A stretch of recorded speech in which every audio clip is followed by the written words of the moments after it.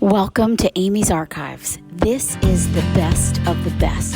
This is my very best content, the content that has helped thousands of women just like you. So go in, enjoy, and if you want access to the full video in its original format, see the description below for the link. Dive in and enjoy, and please leave comments so I know how to better support you.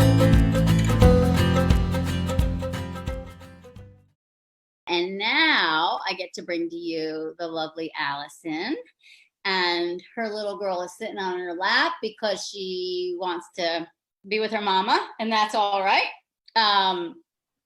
So Allison, why don't you tell us a little bit about you, your fertility story, whatever you want to share. Sure. So my daughter is 4 months old. She was 4 months old last Wednesday. I just turned 45 on September 5th. And, you know, I got married late. I got married at 41. It was my first marriage. My husband's also the same age as me. And, you know, we kind of started trying immediately after that. This was in 2016. Mm-hmm. And nothing was really happening. I think I joined your course that year, right? Yeah, I think it was the 2017, that one, right? Was it? Yeah. So I think I joined Aimee's course when she kicked it off. I've known Aimee for a while, and yes, it sounded like an amazing course to help me with everything that I needed to do to prepare my body. And you know, the course what? Yeah. The course was definitely great. It was really helpful to me. I, you know, was not truly following the diet a lot in the beginning, which, you know, I talked to you about. And I think I had a chemical pregnancy that following April, which was April 2017. And then, you know, I did get pregnant, but it just didn't stick. You know, I think it was about, you know, I think I just found out I was pregnant, and then basically the next week I found out that it was a chemical. But you know, I started getting serious about my diet. I took all the tools and everything that you provide, and, you know, started looking more into things. I saw RE, and the RE did a bunch of tests on me, and I think it was the saline sonogram that revealed that I had some small polyps in my uterus. So, but, you know, like I talked to you about it, I was a little unsure about getting surgery because it's surgery. And surgery, and it's scary, and it's like your private parts, and, you know, you're trying to get pregnant. Yeah, exactly. So, you know, that was a little unnerving, and, you know, you did help me. We did try some Chinese herbs and things like that, castor oil packs and stuff like that, but they didn't budge.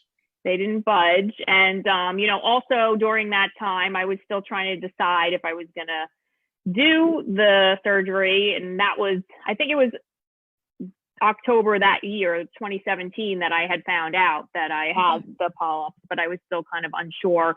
So I was trying all the natural remedies. I got, you know, continued to be serious about following the protocol and the diet. And then I also, you know, just went out and saw a functional medical doctor to get additional tests done, and also switched to a new endocrinologist because you have Hashimoto's, right?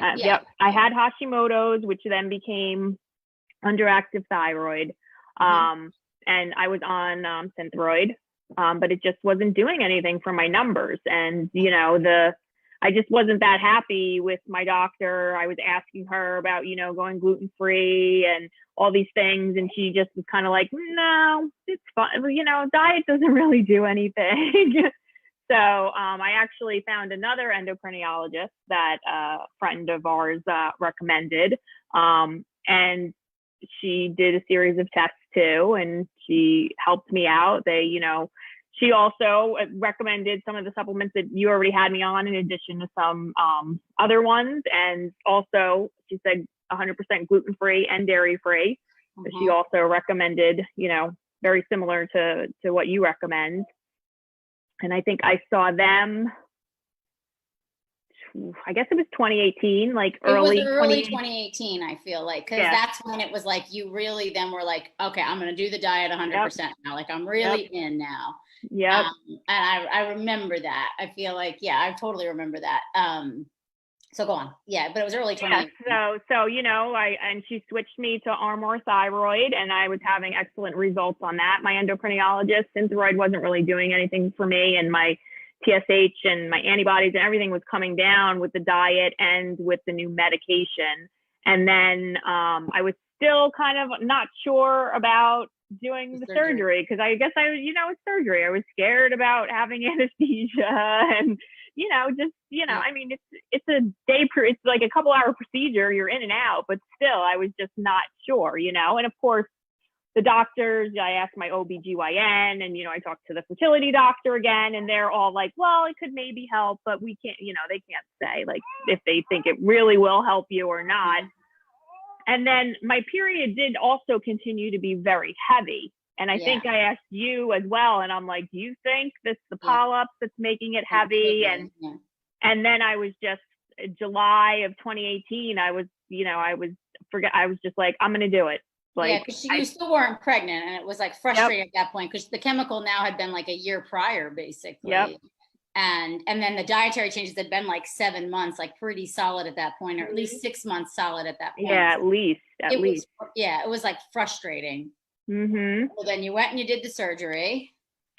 So go ahead. No, I was gonna say, and it wasn't as bad as you thought it would be, right? Yeah, it wasn't as bad as I thought. I mean, by the next day I was fine. So it wasn't even a long recovery time. I was overthinking everything. It was, in and out. And so I had the surgery done last August. I think it was around August 8th. I had one period. My husband and I went on a trip to Miami. I actually had my period during that trip. And then I came back, and I had a follow-up to the surgery with the RE. And at that point in time, he started talking to me about donor eggs. And he was like, for best chance of success, I'm going to recommend donor eggs. I think you should come to our other facility and, talk to some people and this, that, and the other thing. And I was kind of just very, very upset about it. I remember you posting in the group about it. Like, I remember that. And it was just so upset. I remember getting I got heated. I was like, you do not need donor eggs. Yeah. And they didn't even test. He didn't even run my blood work again. It had been over a year since I've had my, all my hormones checked, and they didn't even run it again. And he's just like, oh, cause they're focused on their numbers, and they want, because that's what he kept saying. Well, for best chances of success, this is what I'm recommending. And I was like, well, I know a lot of people would do that. I just don't think it's for us. And I said, I said I would probably rather adopt than do donor eggs, but that's, me, and that's how I feel. And so, I went home from that appointment. I was, pretty crushed, but I kept feeling in my gut that, it was going to happen. And I think I had even posted in the group that, I just know that it's going to happen. It's going to happen. Yeah. And then, you turned 44. I turned 44 a couple weeks later on my birthday. And about, let's see, probably, I think it was 11 days after I turned 44, my period was, I don't know, 3 or 4 days late, but I didn't test. I became one of those people that waited as long as possible. Cause you just, you don't want to be that person that's testing one day after, so I tested and I had a positive, and I was like, oh my God. I took 2 tests and they were both positive. And then I went to the doctor that following week, and they confirmed it, and they ran my blood work, and here she is. And here she is in the flesh. Oh. Yeah. So just a couple days after I turned 44, I found out that I was pregnant with this little munchkin. It's just amazing. It was amazing. I just, and I really feel that, all your support and the tools that you provided really helped me basically build a team and, focus on what I needed for myself to make it happen. Yeah, I agree. Cause it, you know, it's like even you guys saw with Maria and even Sharon and Kathy, it's like all of them were working with their, like they found the right team of doctors who were willing to support them, you know, Mhm. because I think even with you, the switch of the thyroid meds and just, Yeah. you know, I think also it was like hearing from an endocrinologist saying to you, the gluten and dairy thing really does impact your thyroid and your Hashimoto's. And it was like, okay, now I've heard it from how many different sources. And then the functional Mhm. doc was like, that was the functional doc was like really, you know, supportive of that Mhm. and finding the right set of parameters and then you know finally doing the surgery. I mean, who knows, maybe it would have taken longer if this, you know, who knows if the surgery was the finishing touch, but it doesn't really matter because I mean it did Yeah. open you up and she did come like literally the next month. I mean, you had the surgery Yeah. in July, August is when you got pregnant. Yeah, and it's uh, crazy. And then they had me on low dose birth control too for the surgery, and I, I was just like, I was on birth control, and I had I my had a period, and the period. very next cycle is when we conceived. It's It was crazy. amazing. It's Yeah. amazing. But I also look at too, it's like the time frame too of like, because you it wasn't like you didn't have a good diet leading up to like January when you finally said, okay, I'm really Yeah. gonna do this. You were still eating well. I think it was like consistency and frequency. Like the most consistent and frequent you became was like in the early 2018 or late Yep. 2017. And so if we look at that, it was like a solid 8, 9 months. And I feel like, and you saw all the numbers changed. You know, you had the right support, and I mean, it's just kind of amazing too that here they are saying like donor eggs, you know, to her, and I mean, she has a healthy child. You know, it's like it's Yeah. just fascinating to me. It's not like you had like all these losses and they were always genetic issues, and you know, it's just really an interesting thing. And a lot of girls are saying, yeah, they love to talk about donor eggs. My doctor told me the same thing. I'm 44 and a half and I've been told donor eggs are our only option after the miscarriages. So is my doctor. He just looked at my age and some numbers. Yeah. And then someone else said we also have the male factor stuff too. But I would think too, it's like, um, I think like I give them some credit in the sense of they look at you and they say, okay, she's about to be 44. I want to get her a child. Like Yeah. I don't think Absolutely. they're trying to be that negative and mean, Mhm. but that they think your best chances are probably this. Not to Mhm. say that you can't, but I think more and more doctors are starting to say, listen, your odds of getting pregnant on your own are just as good as doing IVF with me. So you might as well just go get pregnant on your own, and if that's not working, then we can assess. And but Yeah. you have time for the donor eggs too. That's the other thing. Like I have a couple girls right now where it's like, okay, you could start the donor process. You could look into that. You know, mainly because like the partners are getting anxious, Yeah. but continue to try on your own and you see what happens, you know, because of stories like, I mean, stories like you happen a lot, you know, and Yeah. it's the best. I mean, obviously it's like amazing. We were just talking before of like, are you going to try for another? You know, why not? Why not? You know, we're a couple days apart, her and I feel like, you know, she did all the right things to align her body, and obviously, you know, as long as you're still menstruating and ovulating, there's some good eggs in there, you know, and you just keep Mhm. realigning with that. And so, what about the like support in the Facebook group? Because you were Um, active in. Yeah, it's a great group. I think the group really helps too because they understand. Like I think I even, I remember I even posted in the group. I think I emailed you and I was Yeah. posting in the group about, I just feel like it's going to happen, and I'm kind of devastated about this, and even just asking about all the tests that you have, like the H, going for an It's just you. HSG and the saline sonogram, and having polyps or surgery for endometriosis, like all that stuff. There's so many women that have had those experiences, and just asking them, does it hurt, should I take this, like Yeah. what happened to you? And they just walk Just you through it. great. Yeah, Yeah. I agree. And then Yeah. even, you know, you've been a pretty active part in the new mama group or the Yes You Are Pregnant group too, you Yes. know, and that's Yes. it's not as active. It's getting more active now, but I think girls get pregnant and then they you know, life gets busy and you kind of fade out and then you have a baby and you Yeah. feel like pop in here and there, but Yep. um that was always nice too to have you popping in there and then asking pregnancy related questions and Yeah. getting support in that. I know. Yeah, no, the community is great. It's everyone's so helpful, and there's some people that are always like there answering your questions, so it's so always. nice. Yeah, always there cheering everybody on. Yeah.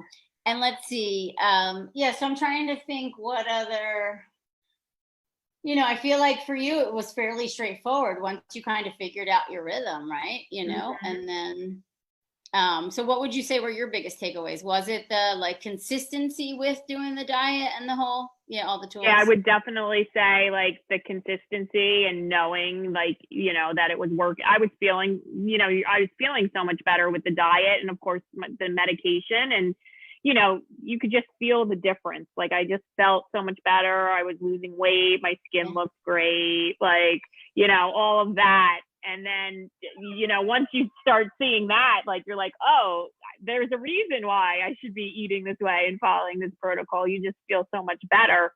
Yeah. Yeah. I love it. And she's the living proof too. And motherhood, you've been enjoying that. Yes. I was just chatting with Aimee before. I'm going back to work on the 7th. So, a little sad about it, and it's been great to be home and bond with her. And it's just been amazing.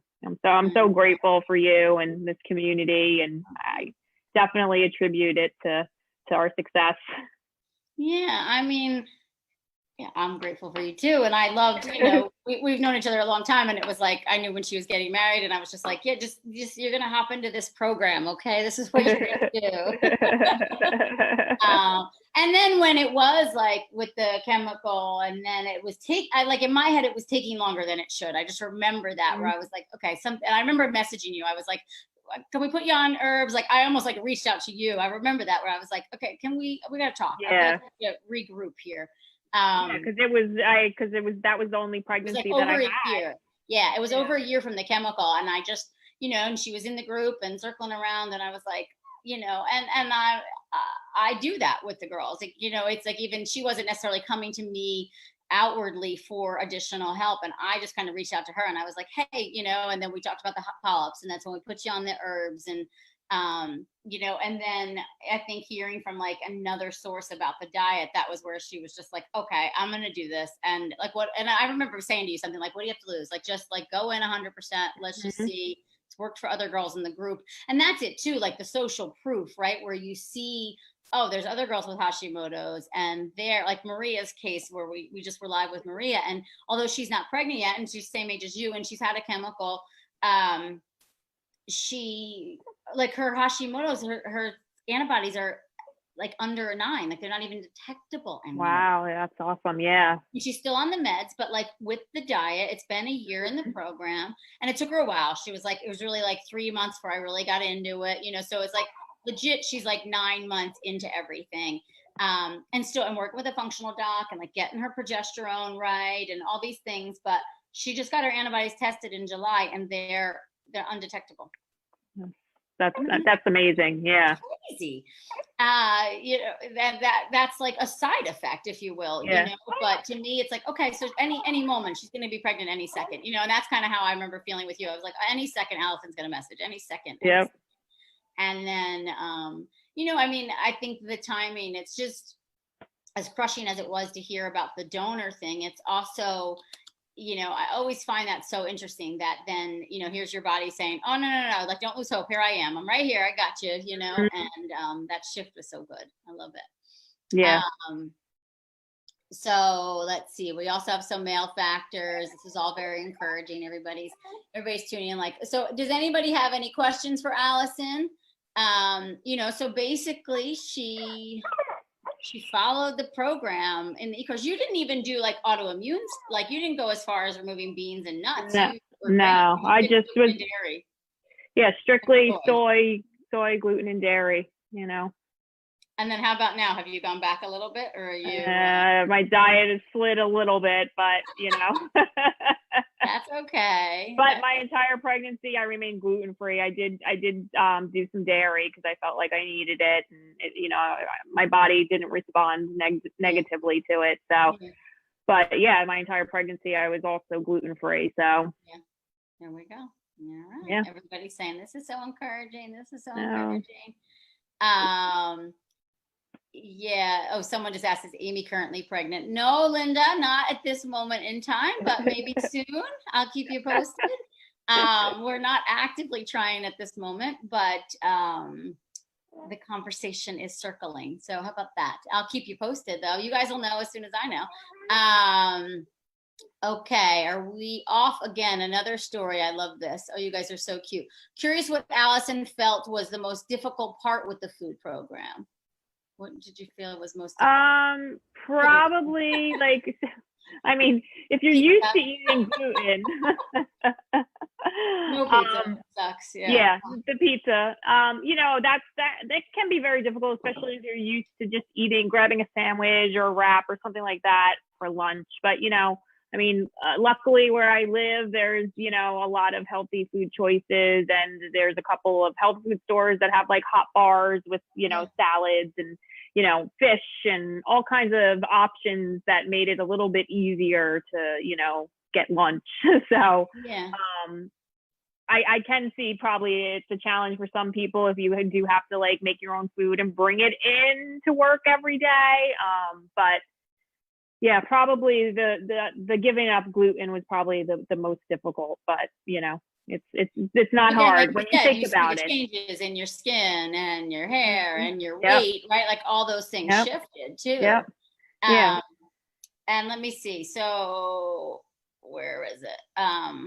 Okay. Oh, what was it? Okay. Are there herbs for thyroid other than ashwagandha? You say in Body Belief to avoid ashwagandha. Nicole, so I guess I don't like to just loosely recommend herbs. I usually need to be working with the patient because everybody responds so differently. So if there's an autoimmune condition, ashwagandha can trigger things. So that's why I say that in Body Belief. But you know, I do herbs based on like the clinical picture, not necessarily the Western diagnosis, I guess is the answer. I also have Hashi and I'm 41. This gives me so much hope. Let's see, what kind of surgery did you have, and again for what? So she had surgery for polyps. So there was a few polyps, uterine polyps, and she was resistant and a little scared, and we tried to do herbs and like castor oil packs, and you know, you were doing acupuncture too throughout this whole thing as well. Absolutely. So that's the other thing too. We forgot to mention that. So she was doing the acupuncture, and were you doing any Mayan abdominal massage or no? No, just the castor oil packs, acupuncture once a week, and all of that. And then the diet and the diet. And we tried. I think we did 1 cycle or 2 cycles with herbs, which I also probably think I didn't hurt a thing. You know what I mean? Absolutely. They really went after improving circulation and blood flow in the uterus and the ovaries. And then I think that was like probably March, April, probably, or April, May. And then she had the surgery in July. And this whole time she's doing acupuncture, following the diet, supplements, getting the support in the group. And then August, she's told donor eggs are her best option. And then September 16th, she got a positive pregnancy test with that little person. Okay, for me, the worst part is breakfast. Here in Italy, we used to have only sweet breakfast, milk, and cereals and cookies. So switching to different kind of breakfast is really hard. I totally get it. You know, you could find some gluten-free kind of carby options, or oats or something. Oats. But I get it. But I would just keep looking around, and you know, you're going to feel so much better doing protein in the morning anyway over carbs. You know, so that's something that, you know, I would commit to no matter what. Is once a week enough for acupuncture? Absolutely. How did you discover you had the polyps? You had done the saline sonogram. Yep, the saline sonogram. Yeah. Because did I recommend that, or? Well, no, I went to a fertility clinic, and they just run all the tests. They did all the tests. That's what it was. Yeah. She went to the fertility clinic for the initial. They did the HSG and they did the saline sono. And then that's when they found the polyps. And then it took her like 6 months to really move forward with the surgery, basically. Mm-hmm. She was that was a while. But a little stubborn about it. Yeah, but you did so much in between too, you know. But then I think you went and you repeated the saline sono, and they were still there in the same size, or the period was just still heavy. No, my period was just really heavy, and I was getting, you know, frustrated with that because it was not pleasant at all. And even with such a clean diet and everything. And I was asking you, I was asking my OB, I was like, do you think that having those polyps there is causing this heavy period? And it's I think you and my doctor said, yeah, it could definitely be causing it. So I was like, well, even if it doesn't do anything for pregnancy, like if it helps, let's do it. Flow, like I'm going to do it. And then look at that. I feel like you rarely hear of a natural pregnancy past 42. For castor oil, can I do it without my menstrual cycle? Absolutely, Garcia. It could help bring on the period. Mm-hmm. Janice, I feel like you really hear of a natural pregnancy past 42. You should stick around, and then yes, you can get pregnant e-course group, because we get lots of them. 42, 43, 44, 45. I've had a 46. That's so exciting to hear Allison's stories. I relate to the pizza. It's my hardest to get over, but I'm getting used to cauliflower crust. I always love that post when you see it on social of like, if cauliflower can become pizza, you, my dear, can do anything. I love that. There's a really good cauliflower rice recipe, or what's it called? What do I call it? In my Body Belief book. I made it the other night. It's like the cauliflower rice, but it's like fried rice. Oh my God, it is so good. And I just bought the almond, what is that? Almond Mills, their gluten-free pizza crust. I'm going to try and make that actually tonight, because it's a clean ingredient. Yeah, no, I love their crackers. So I love their crackers. And then Capello's makes really good pizza crust too. That's in the freezer section in Whole Foods, or you can buy it on their website. And their pastas are good as well. Yeah. Kite Hill. Theirs are dairy-free, and then there's another gluten-free, dairy-free ravioli that I like, that James eats, and it fits the need. Like, you get it. I feel like, I can do it. Sometimes the gluten-free pizza out is just like a waste of your time. Yeah, it's gross. Sometimes it's gross. It's not even worth it. Yeah, it's just like, no, I'm good. I'll just eat the meatball over here. Okay, it's so great to hear these stories of hope. All right, so I'm going to let Allison go because baby girl needs her mama. But thank you so much, my love. And it was so good to catch up with you too. The cauliflower crust is not bad, says Nicole. I agree. So any final words of inspiration for the girls that are so inspired by your story? I would just say, if you're sitting on the fence about, joining Aimee's program, just do it, because the community and all the tools and all the information she gives you is just, I don't even have words for how helpful it's been. You're sweet. Well, I loved having you be a part of it, and thank you. And that's it too. Like, she can just come right back in if she decides she wants to try for another one. Everybody's saying thank you, so amazing, so hopeful. So, all right, my love, I'm gonna let you go. All right, thank you. Again Good for doing to this. see you. You too. Have fun. Okay. Good luck going back to work. Oh, thank you. You're welcome. Bye-bye. Bye.